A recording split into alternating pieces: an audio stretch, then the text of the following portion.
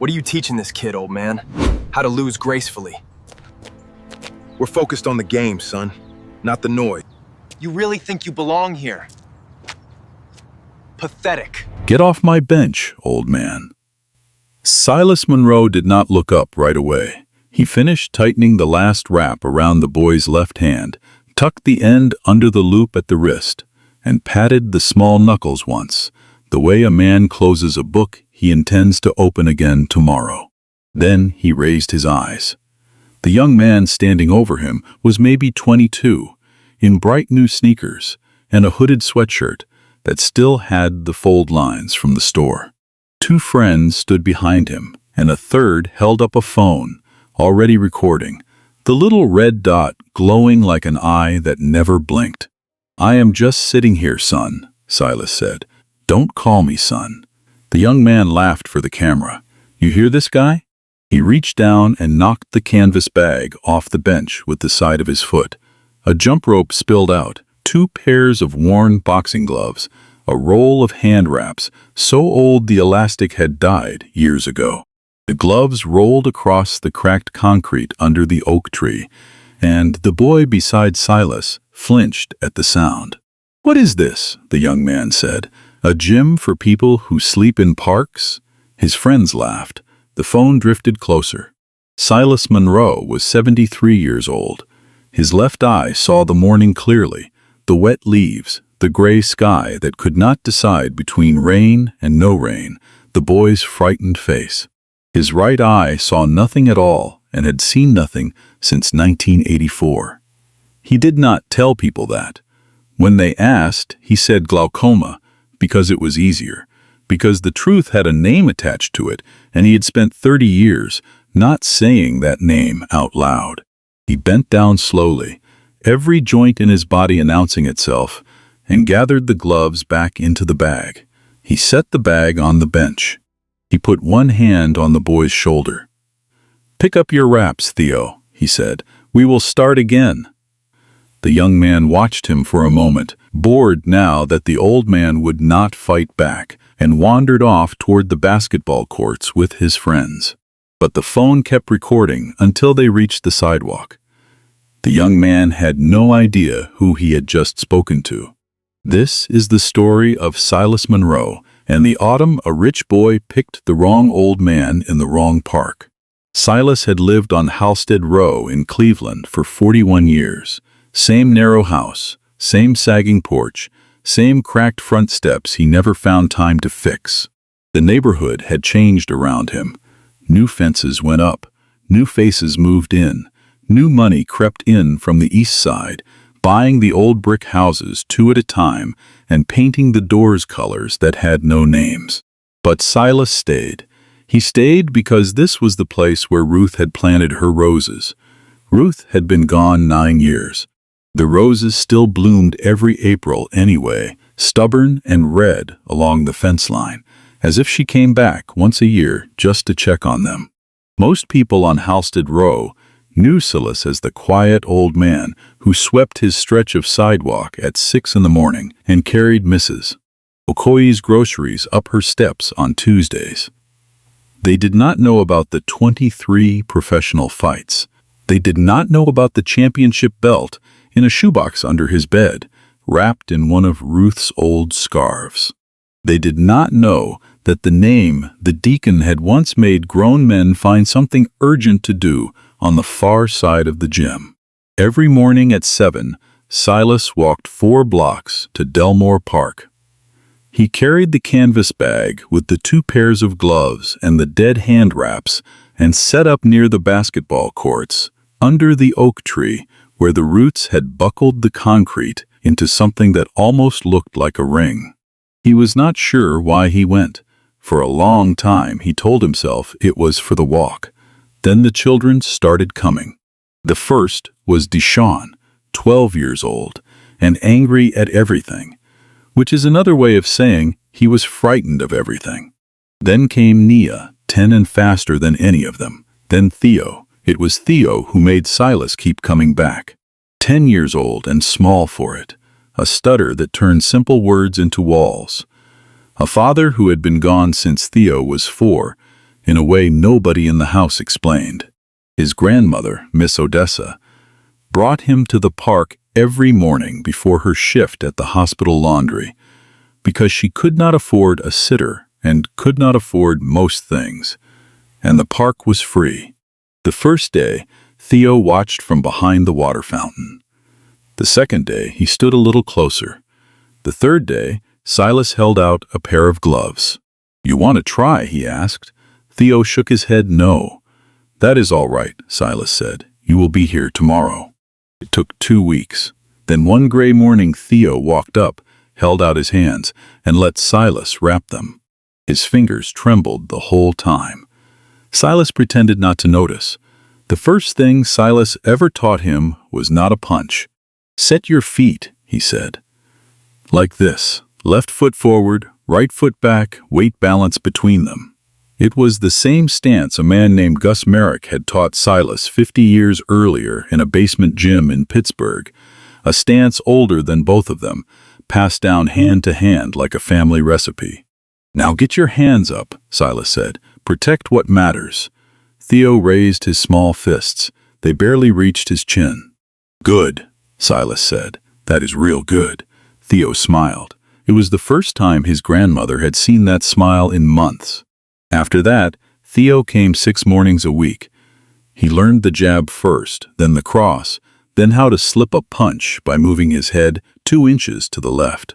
No more, no less.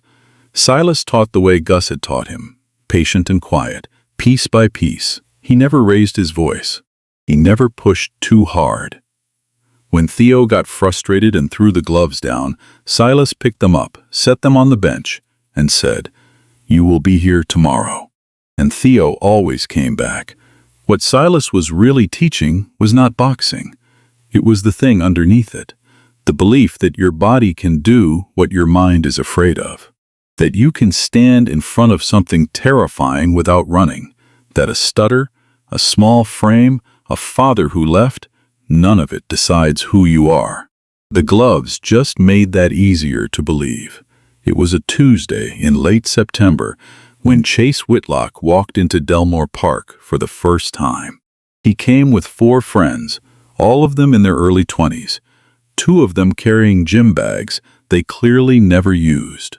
One of them had a speaker blasting music loud enough to rattle the chain-link fence around the courts. Chase Whitlock was 22, the son of Councilman Roland Whitlock, a name that opened doors, ended complaints, and made police reports disappear. Chase had never worked a job and had never needed to. He spent most of his time making content for his account, 190,000 followers who tuned in mostly for the pranks, the kind aimed at people who could not push back. Men outside shelters, old women at bus stops. He called it comedy. His followers agreed. That first morning, Silas was showing Theo how to keep his guard up after throwing a straight right. "Bring it back fast," he said. "The punch that hurts you is the one you do not see." Theo nodded, threw the punch, brought it back. "Better every week," Silas told him. Chase spotted them from across the park, an old black man in dark glasses teaching a skinny kid to box with taped-up gloves on cracked concrete. "Yo, film this," he told the friend with the phone. "This is gold." That was the first day. He kicked the bag over, called it a gym for people who sleep in parks, and left when the old man would not react. He came back the next morning. So did Silas. This time Chase brought a water bottle, and not to drink. He waited until Silas was bent over, showing Theo how to pivot off the back foot, then walked up behind him and poured the whole bottle over the old man's head. The water ran down Silas's face, dripped off his chin, soaked into the collar of his shirt, his dark glasses fogged. He stood still. One of Chase's friends howled. 2 phones were filming. Somebody yelled, "We baptized him." "Still here," Chase said. "I thought I told you to crawl back home." Silas wiped his face with his sleeve. He took off his glasses, cleaned them on his shirt, and put them back on. Then he said quietly, "Theo, show me that pivot again." Theo was frozen, eyes wide, lips pressed together so the stutter could not escape. "It is all right," Silas said. "Show me." Theo pivoted. His feet were perfect. His hands were shaking. Chase watched for another 10 minutes, got bored, and left. But he posted the video that night. The caption read, "Blind old man gets baptized in the park." 14,000 likes by morning. 300 comments, most of them laughing. He came back Thursday. This time, he went straight for the canvas bag and pulled out Silas's gloves. The old ones, cracked leather, frayed laces. The ones Silas had owned since 1979. The ones Ruth had kept polished on a shelf like a trophy long after he stopped fighting. Chase held them up to the camera. "Look at these museum pieces." He tossed one to a friend, and they started throwing the gloves back and forth across the court while Silas watched. "Give them back," Silas said. His voice was calm, but his jaw was tight. "Or what?" Chase said. He dangled a glove over the trash can. "You want it back? Come get it, old man." Silas did not move. Chase dropped one glove in the trash, then the other. "There," he said. "Now you match the rest of the garbage out here." Silas said nothing. He turned to Theo. "Let us call it for the day." Night Silas fished the gloves out of the trash can at 10 in the evening under the streetlight. He sat on his porch and cleaned them with a damp cloth for an hour, wiping the leather the way Ruth used to. His hands were steady, his breathing was not. The following Monday, Chase brought spray paint. Silas arrived at 7, as always. Theo was already waiting by the bench, their bench, under the oak. But something was different. Theo was standing beside it, not sitting. Silas came closer and saw why. Somebody had sprayed the word "blind" across the seat in white paint. Beneath it, in smaller letters, "Go home." Theo looked up at him. "Mr. Silas, who did this?" The stutter came back on every word. Silas did not answer. He set his bag down, and he sat on the bench anyway, right on top of the paint. "Come on," he said. "Let us work your cross today." But Chase was not finished. From where he stood, this was the best content he had ever made. The baptism video had outperformed everything on his page. His followers wanted more. The comments said things like, "Do it again," and "Make the old man cry." One of his friends suggested they find somebody else. Chase refused. He liked Silas precisely because Silas never reacted. The non-reaction was the content. The silence was the joke. Chase also knew something the rest of the park did not. His father was Councilman Roland Whitlock, 3 terms on the city council, chair of the Public Safety Committee. Every officer in the district knew the name. 2 complaints had already been filed about Chase's behavior in the park. Both had been quietly moved to the bottom of the pile. One had vanished entirely. Chase could do what he wanted. He knew it. The neighbors knew it too. Mrs. Okoye watched from her window every morning. She saw the water. She saw the gloves in the trash. She saw the spray paint.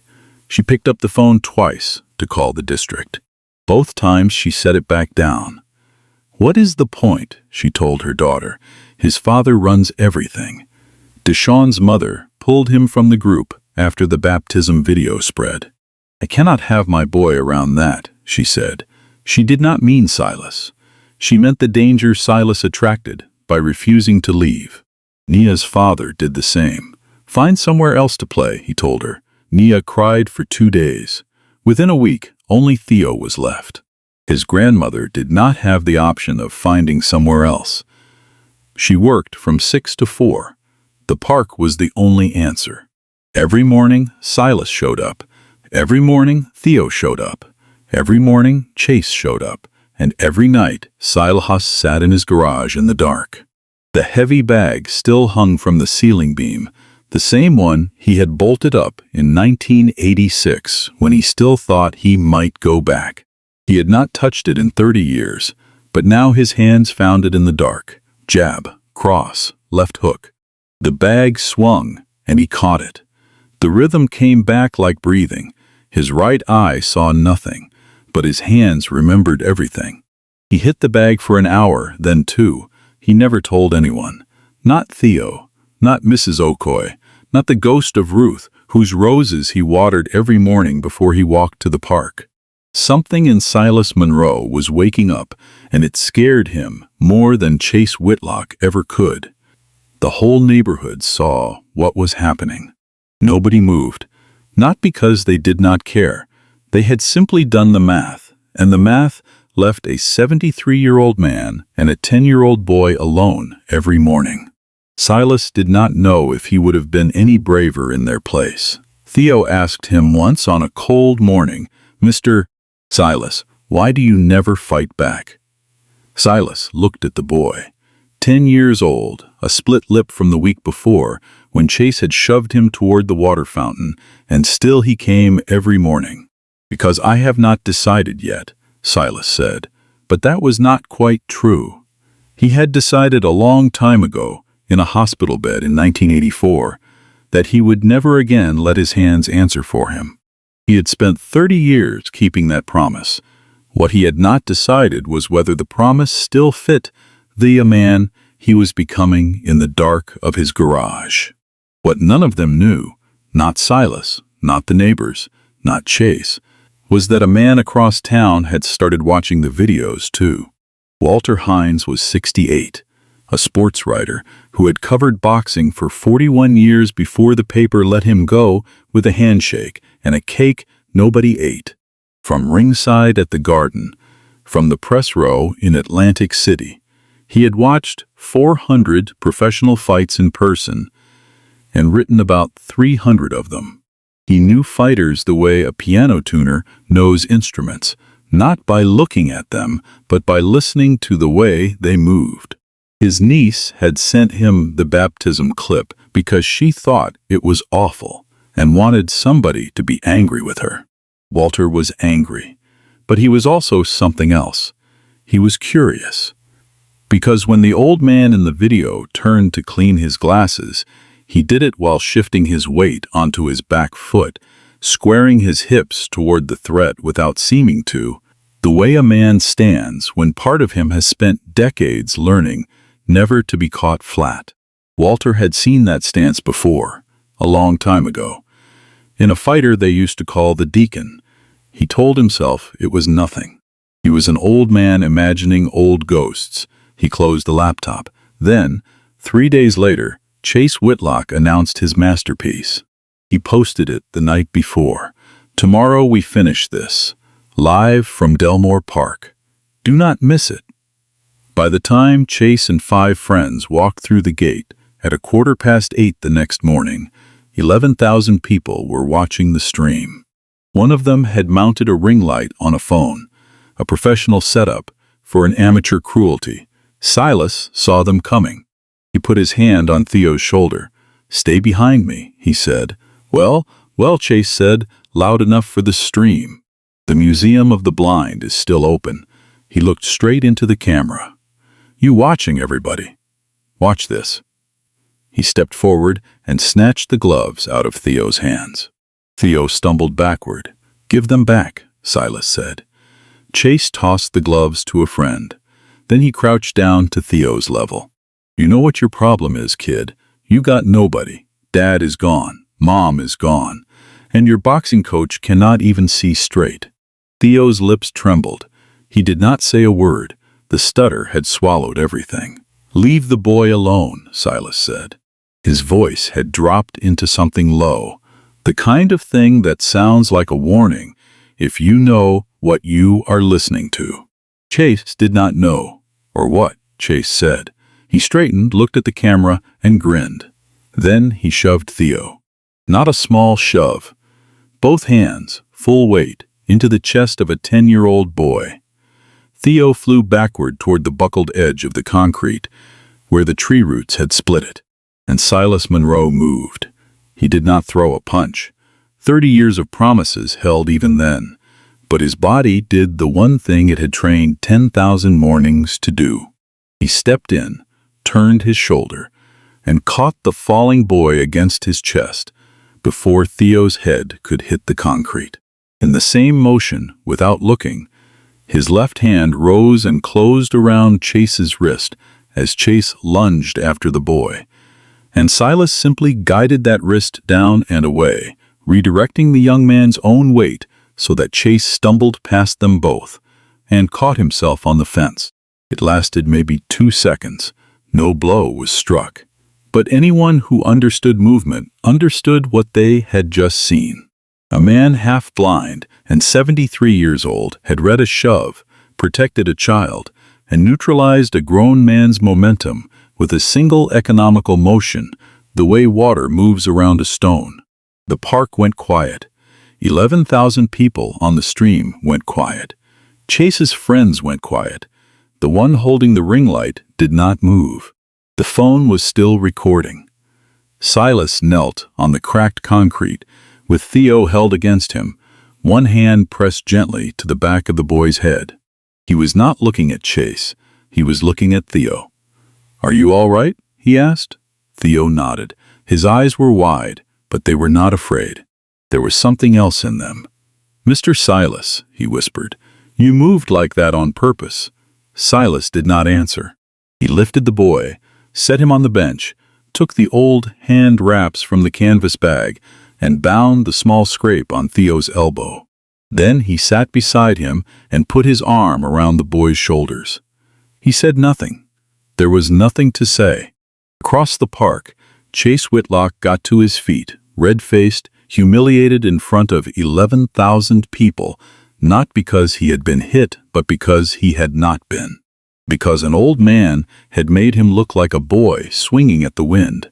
He grabbed the phone from his friend and ended the stream. But the internet is faster than shame. The clip of those 2 seconds, the shove, the catch, the wrist, was already everywhere. By noon, it had 4 million views. By the next morning, 40 million. "Who is this old man?" the comments said. "That footwork.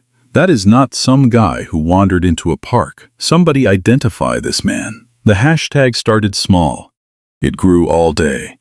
And somewhere across town, Walter Hines watched the clip for the 11th time, paused it at the exact frame where the old man's back foot planted at 45 degrees, and felt the years fall away.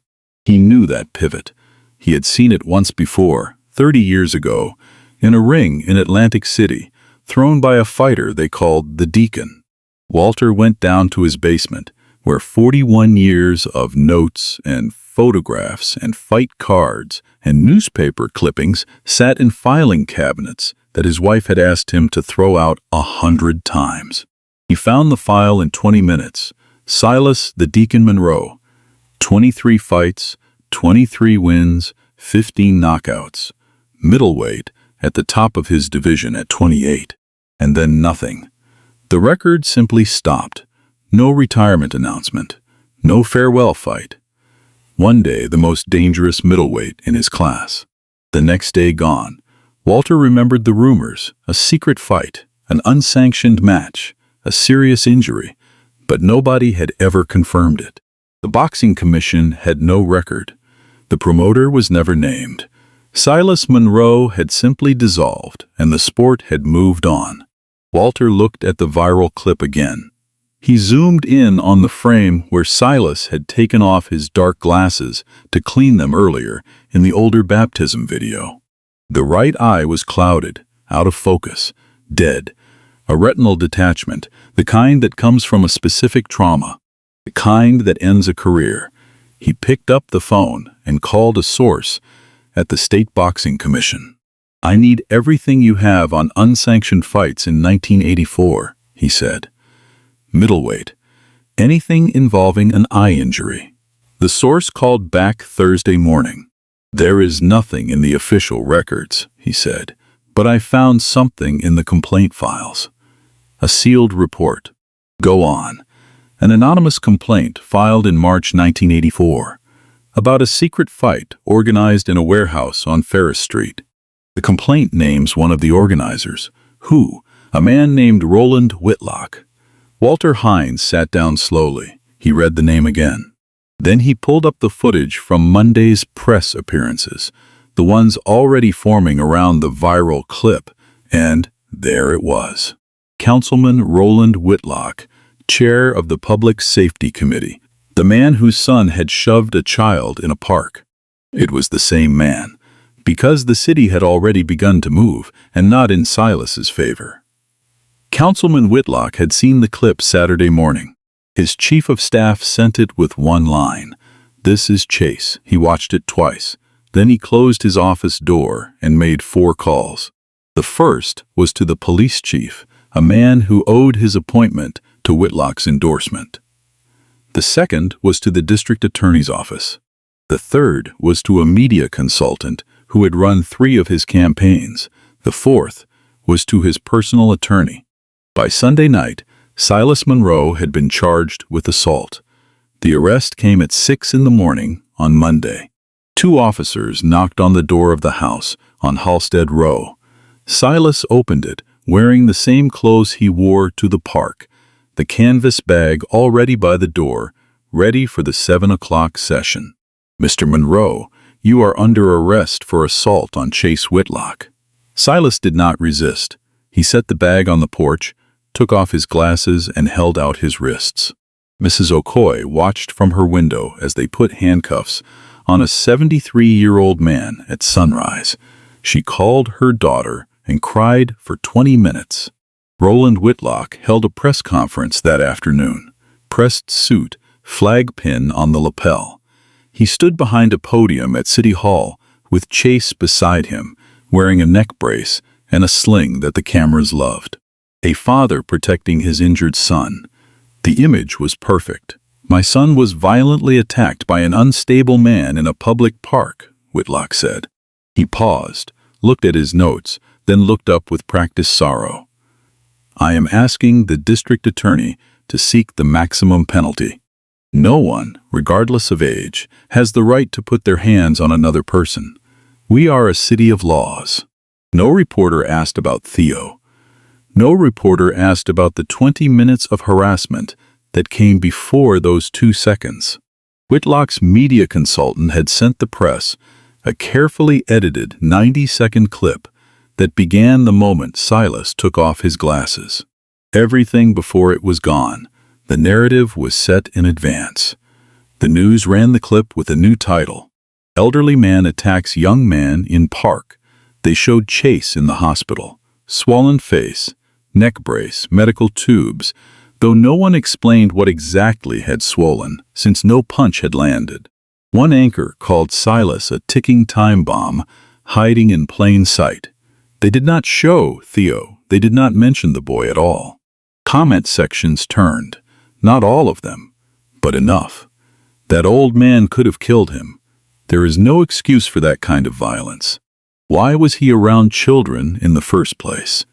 The people who had cheered for the blind hero on Friday were sharing concern posts by Monday. Silas was released on bail Tuesday morning. His public defender, a young woman named Sarah Cole, told him the situation was serious. The DA is pushing for felony assault. Councilman Whitlock is leaning on the judge. They want to make an example of you. An example of what? Silas asked. Of you, she said. They are saying you are dangerous, that you used trained combat skills against an unarmed man. That makes it aggravated. Silas sat in her office and said nothing for a long time. Then he asked, "What about the boy?" "What Chase did to Theo." Sarah looked at her desk. "The Whitlock family has not been charged with anything.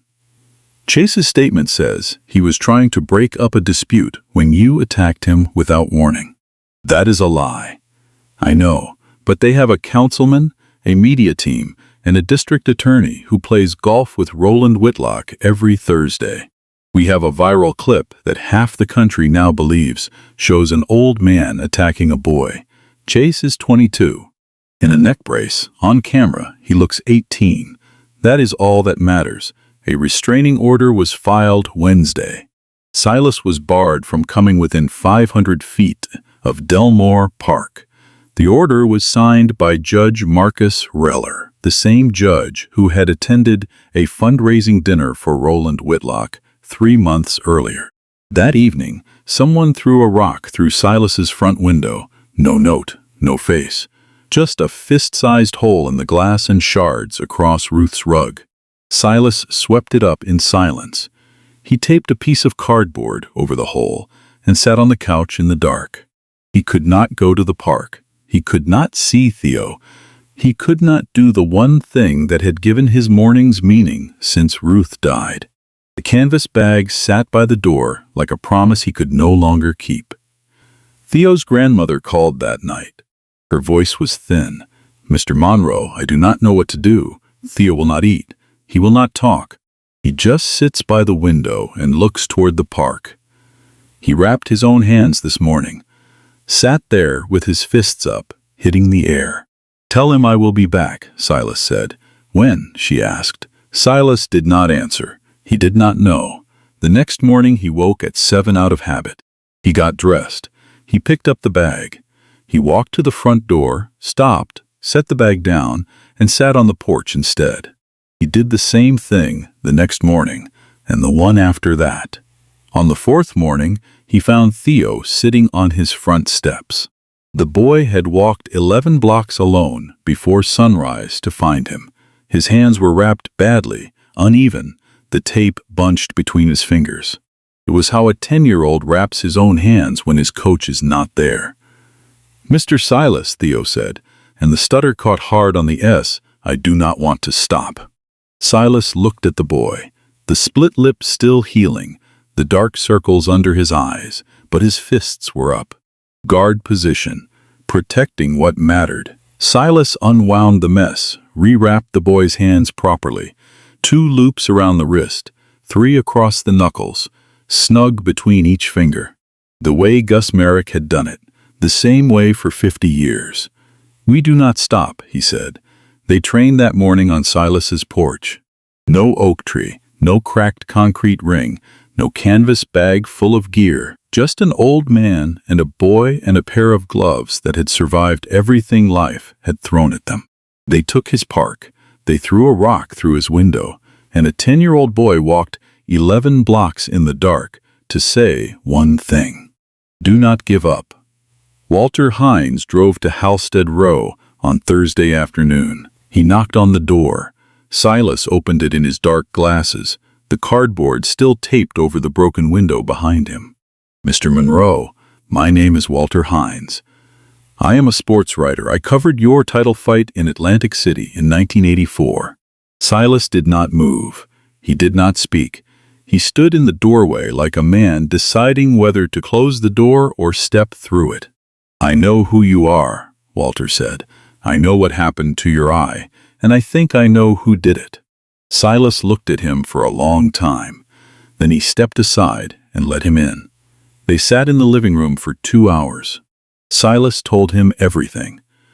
The warehouse on Ferris Street, the heavyweight who outweighed him by 40 pounds, the illegal elbow that should never have landed in a fight that should never have happened, waking up in the hospital with one eye gone, the promoter who vanished overnight, the career that ended without a press conference. No goodbye, no explanation, just silence. "I never knew his name back then," Silas said. "He was just a voice behind a curtain. I never saw his face." "His name was Roland Whitlock," Walter said. Silas was quiet. He looked at the shoebox on the shelf, Ruth's scarf still wrapped around the belt inside. His hands lay flat on his knees. "And his son," Silas said slowly. "His son is the one in the park." "Yes." Silas closed his eyes. One good, one dead, both shut now. Walter spent the next 48 hours building the story. He pulled county records, business filings, property deeds. In 1984, Roland Whitlock had been 29 years old and running an unsanctioned fight operation out of a warehouse he leased under a shell company. He staged secret matches, no referees, no doctors, no oversight from any commission. Fighters were paid in cash, with no medical coverage and no liability. On March 14, 1984, Silas the Deacon Monroe fought one of those matches. His opponent threw an illegal elbow that detached Silas's retina. There was no doctor at ringside. By the time Silas reached the hospital, the damage was permanent. Roland Whitlock closed his operation the following week, changed his name in the business records, and moved into real estate, then local politics, then the city council. 3 terms, chair of the Public Safety Committee. The man who kept the city safe had once run the operation that destroyed a champion and left him half blind. And now that champion's tormentor was his son, who had cornered an old man in a park, poured water on his head, thrown his gloves in the trash, and shoved a 10-year-old boy onto the concrete. When the champion finally responded, not with a punch but with a father's instinct to catch a falling child, the councilman had used every ounce of his power to bury him again. Walter Hines published the story Friday morning on the front page of the Tribune website. The headline read, "The Deacon of Delmore Park. How a City Councilman Broke a Boxing Champion Twice." The article had everything: the sealed complaint, the warehouse address, the shell company, the medical records from 1984. 2 photographs side by side. Silas at 28, holding the middleweight belt. Silas at 73, sitting on a park bench with spray paint behind him. The clip of the catch, frame by frame, matched to footage from the 1984 title fight. The same pivot, the same footwork, the same fighter, 30 years apart. Roland Whitlock read the article at 6 in the morning in his kitchen. His wife said his face went gray. He called his attorney. The attorney did not pick up. He called his chief of staff.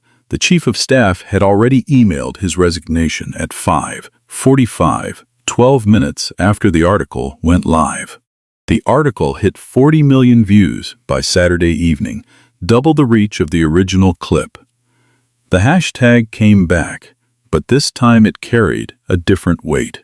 This time, people understood the truth. The old man in the park was not just a fighter. He was a man who had his entire life taken from him by the same family now trying to take it again. The district attorney's office released a statement Saturday afternoon. In light of new evidence, the charges against Silas Monroe are under review. By Sunday morning, the restraining order was suspended. By Sunday night, the state attorney general had opened an investigation into Councilman Roland Whitlock. Sarah Cole called Silas at home. "Mr. Monroe, have you seen the news?" "No," he said. "My television has been off since Monday. The charges are being dropped. The DA just announced it, and the Attorney General is investigating the councilman for everything. The fights, the sealed complaint, obstruction, all of it." Silas was quiet for a long time. "Mr. Monroe, are you there?" "I am here," he said. "Is it safe to go back to the park now?" she asked. Sarah laughed. It was the first time she had laughed in weeks. "Yes," she said, "it is safe." Silas hung up. He walked to the front door and picked up the canvas bag. The gloves were inside, cracked leather, frayed laces, 30 years of silence stitched into every seam. He walked out onto the porch and looked at the cardboard still taped over the broken window. He looked at Ruth's roses, blooming late this year, but blooming anyway. Then he called Theo's grandmother. "Tell him to meet me at the park tomorrow," he said. 7 o'clock, under the oak tree. The investigation moved fast, faster than anyone expected. The Attorney General subpoenaed Roland Whitlock's financial records on Monday. By Wednesday, they had the shell company filings, the warehouse lease, the bank statements showing cash payments to unlicensed fighters between 1982 and 1984. 14 fighters. No medical care, no insurance, no records filed with the state commission. 3 of those fighters had suffered career-ending injuries. Silas was one of them. The other 2 had never surfaced. On Thursday, Roland Whitlock was formally charged with racketeering, running an unlicensed sporting operation, and obstruction of justice. The last charge came from the 2 police complaints against Chase that had been quietly buried. The sealed report from 1984 was unsealed. His name was on every page. He did not hold a press conference this time. No flag pin, no podium. His attorney released a 2-sentence statement. Councilman Whitlock denies all charges and looks forward to his day in court. By Friday, he had resigned from the city council. Not voluntarily. The council voted unanimously to remove him. The man who had chaired the Public Safety Committee for 3 terms was escorted out of City Hall by the same officers who had once buried complaints on his behalf. Chase Whitlock was charged separately: assault on a minor for shoving Theo, harassment, vandalism for the spray paint. His account was suspended. His 190,000 followers watched one last video of his get deleted from the platform, the live stream from the park. And the comment section, before it disappeared, was nothing but the hashtag and the words "Justice for the Deacon." The boxing world found Silas before the courts finished with the Whitlocks. It started with a phone call from the National Boxing Association, then the International Hall of Fame, then active and retired fighters who had grown up hearing whispers about the Deacon, the middleweight who vanished, the champion who never got a farewell fight. They had all seen the clip, they had all read Walter Hines' article, and they all wanted the same thing: acknowledgement of what had been stolen from him. The National Association issued a formal statement recognizing the professional record of Silas the Deacon Monroe: 23 fights, 23 wins, 15 knockouts, and a condemnation of the circumstances that ended his career. The statement called the secret fight a criminal act that robbed the sport of one of its finest competitors. 3 former middleweight champions recorded video messages. One of them, a man named Andre Salcedo, who had held the belt 2 years after Silas lost his eye, said something that spread widely. "I always wondered who the Deacon was. Now I know, and I wish I could have faced him. I think he would have beaten me." Walter Hines wrote a follow-up the next week. This one was different. No investigation, no records, just a portrait. He spent a morning on Silas's porch watching him teach Theo. Back on the porch, the canvas bag between them, the old gloves on the railing. "Do you feel like you got justice?" Walter asked. Silas thought about it. "I feel tired," he said, "but the good kind." The neighbors came back first.